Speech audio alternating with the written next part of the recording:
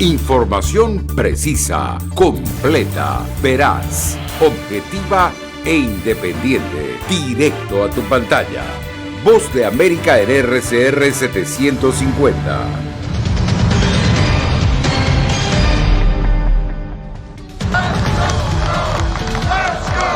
El presidente Biden anuncia oficialmente que irá por un segundo mandato. Asegura que quiere ir de un gobierno de transición a uno transformador. Polémica llegada a Miami del opositor venezolano Juan Guaidó. Dice que Colombia lo expulsó. El canciller lo niega. Él tenía un pasaje en el bolsillo y naturalmente el pasaje señalaba el día, la hora. También en Bogotá se celebra una cumbre que busca restablecer el diálogo entre el gobierno venezolano y la oposición. Y mientras se prepara el futuro del título 42, aumenta el flujo migratorio en Brownsville, Texas.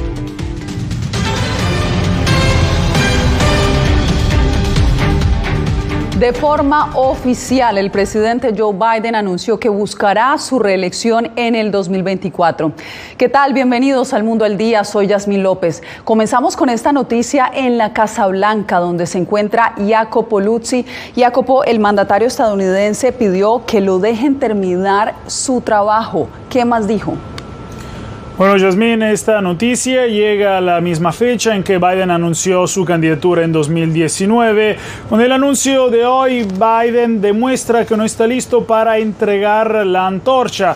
Según sus asesores, la decisión se debe a la nueva candidatura de Donald Trump y también su creencia de que él es el demócrata mejor posicionado para evitar que el ex presidente republicano recupere la Casa Blanca. Lo que dijo el mandatario, Yasmín, lo vemos ahora en la siguiente historia.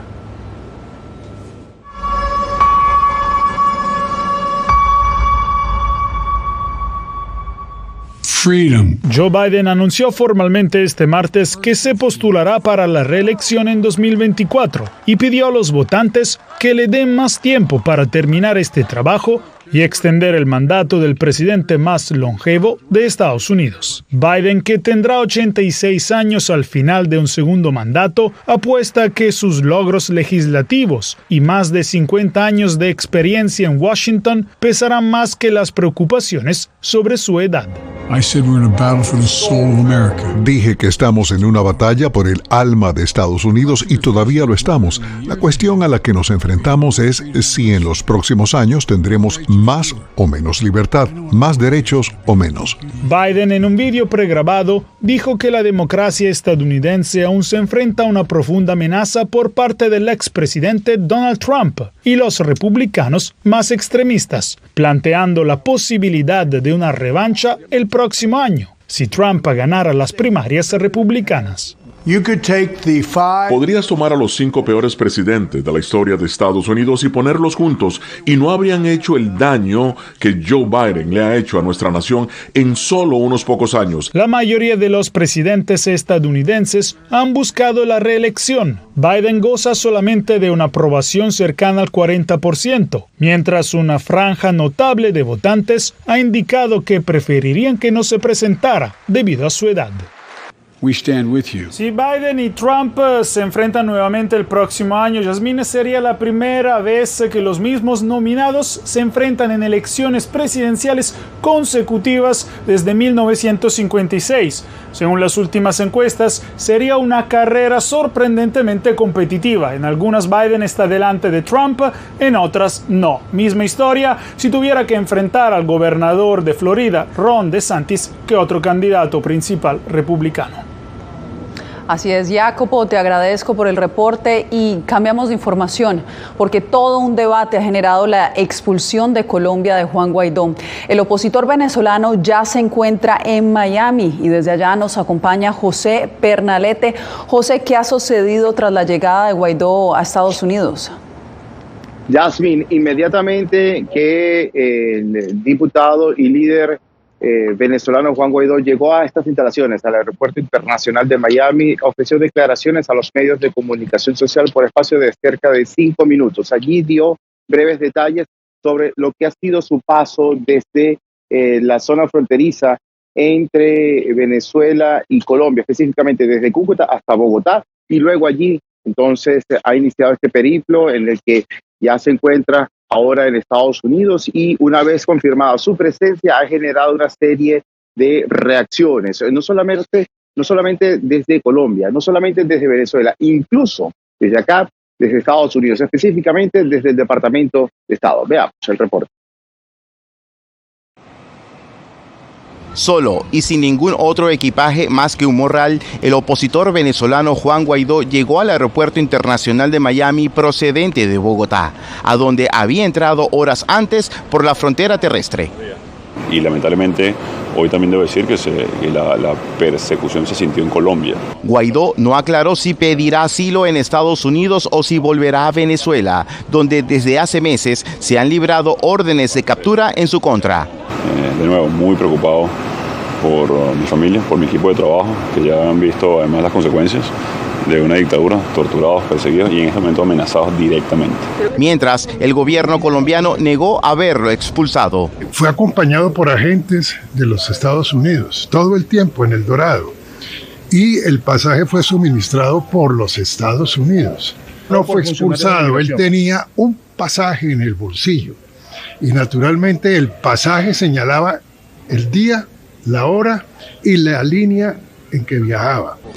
Horas antes de la salida de Guaidó a Miami, el presidente de Venezuela, Nicolás Maduro, acusó al opositor de intentar sabotear la cumbre internacional sobre Venezuela que se llevó a cabo hoy en Bogotá y señaló al embajador estadounidense James Story de haber colaborado con esa operación. No tengo duda, me permite este comentario, que la visita intemperante, intempestiva, abrupta, abusiva y imbécil de Juan Guaidó a Bogotá, quien pagó los pasajes y está detrás de eso es Jimmy Story. El vocero del Departamento de Estado, Vedant Patel, dijo que los diplomáticos estadounidenses trabajaron de cerca con el gobierno de Colombia para ayudar a Guaidó a llegar a salvo a Estados Unidos, pero aclaró que por el momento no puede revelar si el opositor venezolano recibirá alguna medida de protección. Mientras el tiempo transcurre, también hay expectativas sobre la próxima aparición de Juan Guaidó ante los medios de comunicación social acá en el sur de Florida. Está previsto que para mañana miércoles a las 10 de la mañana se convoque a una rueda de prensa al respecto. Yasmin. José, gracias. Y seguimos con información de Bogotá, donde hoy se encontraron delegados de 20 países en una conferencia internacional que busca justamente restablecer el diálogo entre la oposición y el gobierno de Nicolás Maduro. Yair Díaz, ¿cómo avanza la cumbre?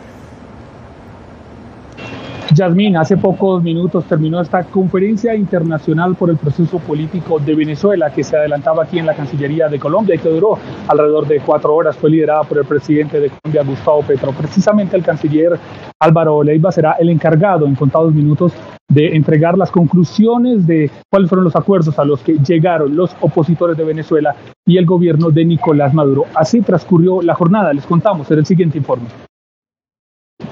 Que el pueblo venezolano pueda decidir libre y soberanamente qué quiere, sin presiones. También el otro riel del levantamiento de las sanciones. Ojalá todo comenzara por el reingreso de Venezuela al sistema interamericano de derechos humanos. Representantes diplomáticos de 20 países hacen parte de este diálogo internacional.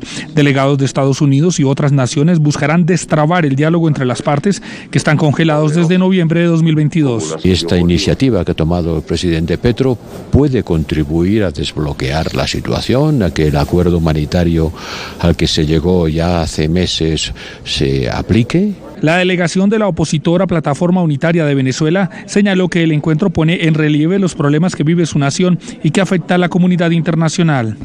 Nuestra intención sigue siendo y seguirá siendo llegar a acuerdos que conformen el agotamiento de toda la agenda que nos acordamos en negociar para obtener los acuerdos que requiere el país, para que hayan elecciones libres, para que hayan condiciones para que pueda recuperarse la economía venezolana y para que no hayan presos políticos ni perseguidos y cesen las violaciones de derechos humanos en nuestro país. El canciller de Colombia, Álvaro Leiva, apuntó que Colombia cumple el papel de garantes a los acuerdos que se lleguen y que deben ser solo entre venezolanos. Aquí somos unos precipitadores.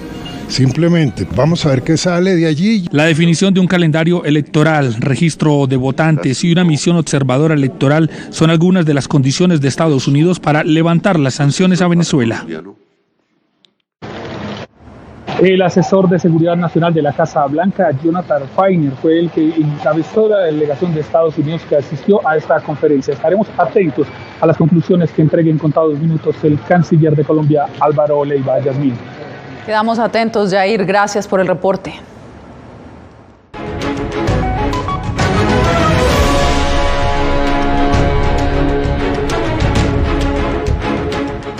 Agentes de la patrulla fronteriza en el sur de Texas trabajan intensamente ante una afluencia inusualmente alta de migrantes que cruzan la frontera sin la debida documentación entre Matamoros y Brownsville, Texas. Víctor Hugo Castillo nos informa. Hoy la mayoría estamos pensando en cruzar ahorita antes que llegue la fecha 11.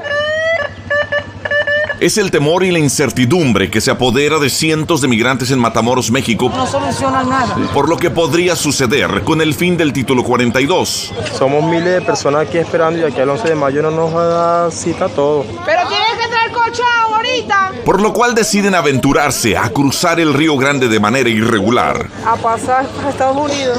Sí. La cita no sale. Sí, ya está desesperación.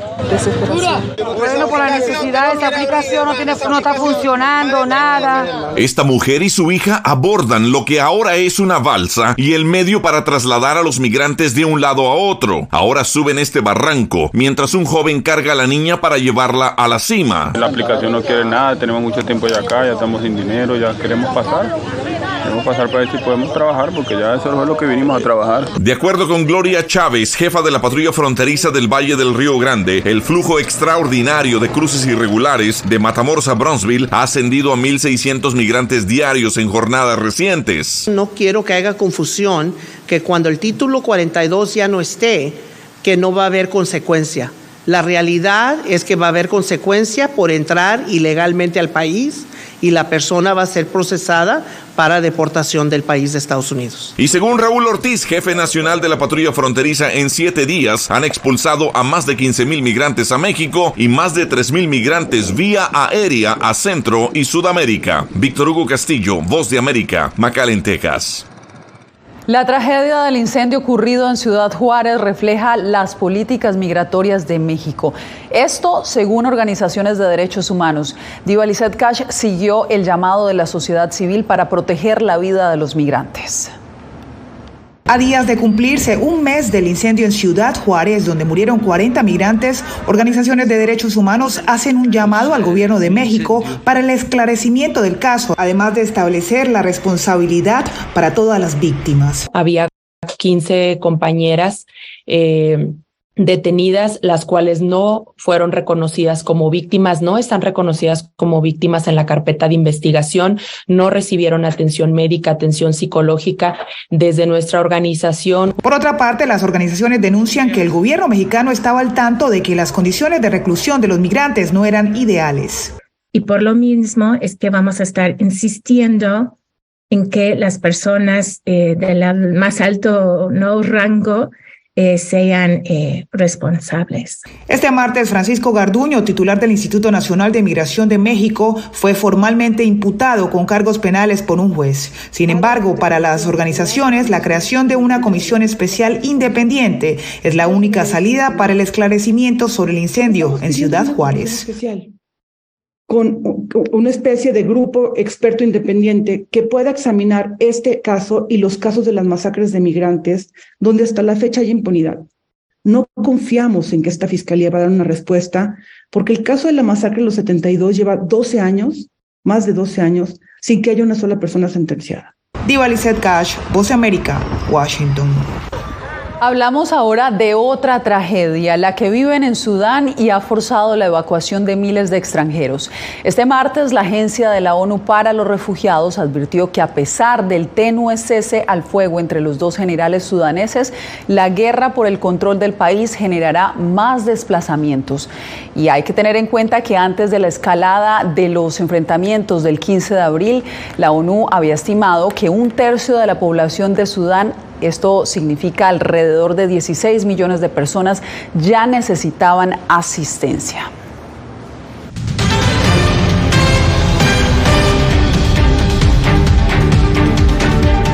El presidente de Guatemala, Alejandro Giammattei, visitó este martes la República de Taiwán y allí reiteró su inquebrantable apoyo a pesar del avance diplomático de China en Centroamérica.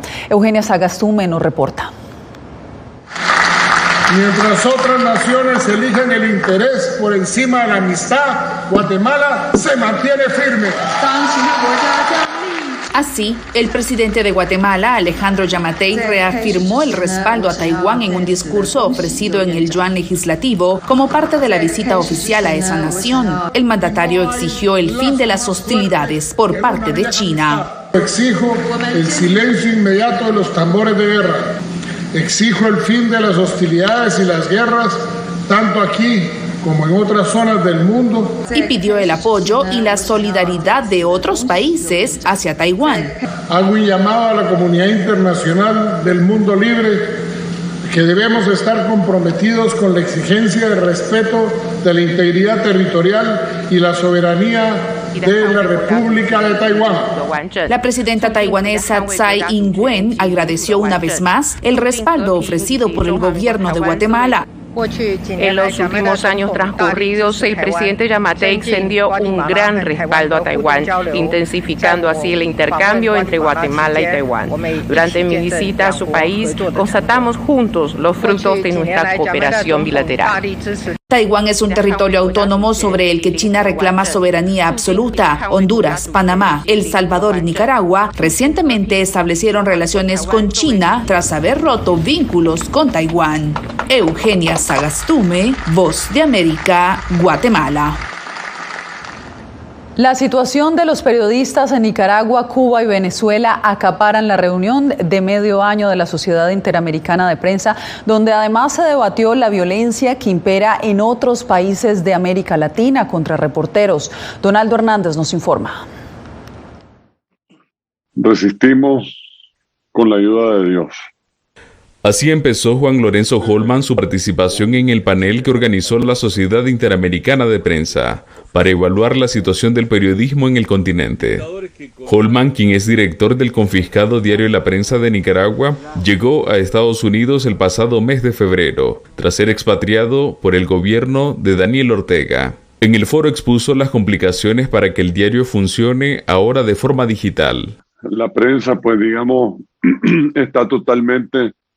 Toda su redacción está en el exilio.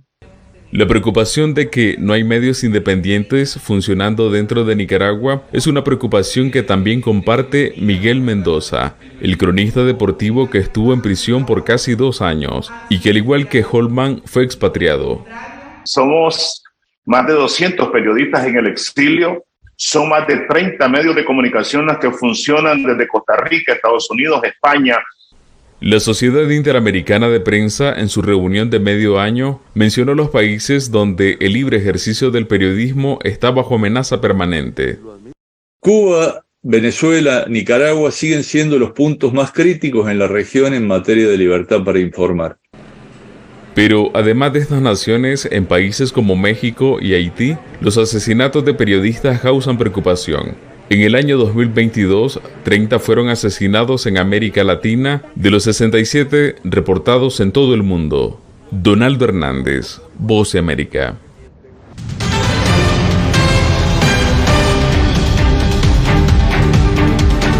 Un jurado de 6 hombres y 3 mujeres quedó conformado este martes para decidir sobre la demanda civil que interpuso la escritora y Jean Carroll contra el expresidente Donald Trump, a quien acusa de violarla en un vestidor de una tienda a mediados de la década de 1990. El exmandatario ya ha negado haber violado a Carroll. El juicio se lleva a cabo en un tribunal civil federal, lo que significa que sin importar el resultado, Trump no corre el riesgo de ir a la cárcel. Autoridades estadounidenses se preparan para restringir varias sustancias químicas que son tóxicas y que se utilizan en muchos de los elementos que usamos a diario e incluso en el agua que bebemos. Verónica Valderas Iglesias nos amplía. Los PFAS son un grupo de sustancias químicas sintéticas. Aíslan el calor, aceite y agua, por lo que se usan en sartenes y ropa impermeable, por ejemplo. Pero cada vez más se les relaciona con enfermedades como el cáncer, dice el profesor de física Graham Peasley. Legisladores estatales evalúan regularlas. La industria también está respondiendo. En marzo, la Agencia de Protección Ambiental lanzó una propuesta que, de adoptarse, obligaría a casi 6.300 sistemas públicos a monitorear los niveles de 6 tipos específicos de PFAS y filtrarlos del agua potable. En Arizona, el científico Bruce Ridman adapta tecnología ya existente para destruir el lazo que tienen los átomos de carbono y flúor y debilitar a los también llamados químicos permanentes. Con hidrógeno como fuente de electrones y un catalizador tumbamos los átomos del flúor. Así las moléculas se vuelven biodegradables y son consumidas por microorganismos. En Canadá, el profesor Majid Mohseni desarrolló un nuevo tipo de filtro que planea traer a Estados Unidos. No solo captura todos los tipos de PFAS, sino que el material se puede reciclar. Entre el público hay preocupación, dice Erin Riley de la asociación James River. Se necesitan reglas sobre cómo y cuándo usar estos químicos y etiquetarlos. La Asociación Estadounidense de Ropa y Calzado y el Consejo de Productos de Cuidado Personal aseguraron a la BOA que sus miembros están comprometidos a retirar paulatinamente el uso intencional de los PFAS. Verónica Valderas Iglesias, Voz de América, Virginia.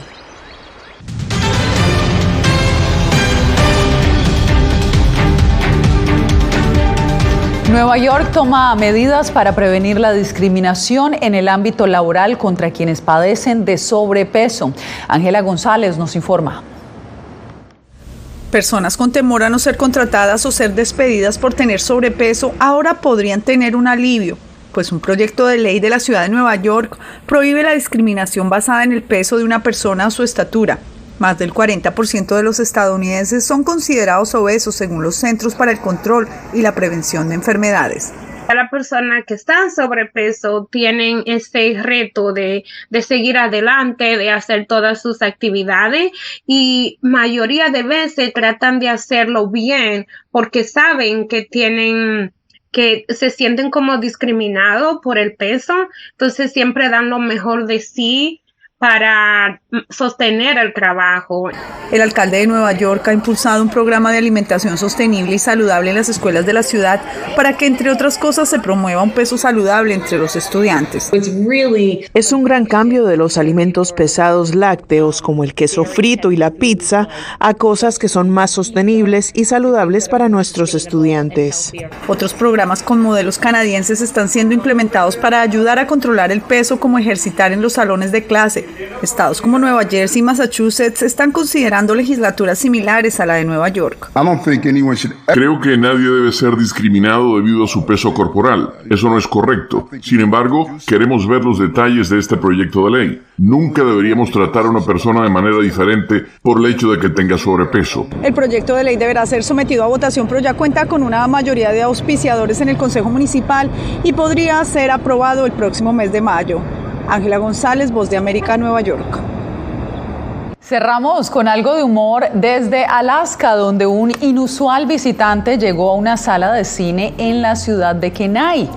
Una gran sorpresa se llevaron los empleados al ver que un alce curioso entró y durante varios minutos hurgó en la basura, donde escogió unas palomitas de maíz y uno de los platillos favoritos de los niños, una cajita feliz que al terminar se llevó pegada a su hocico.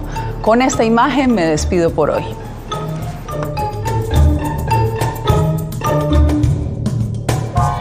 Radio Caracas Radio presentó Voz de América.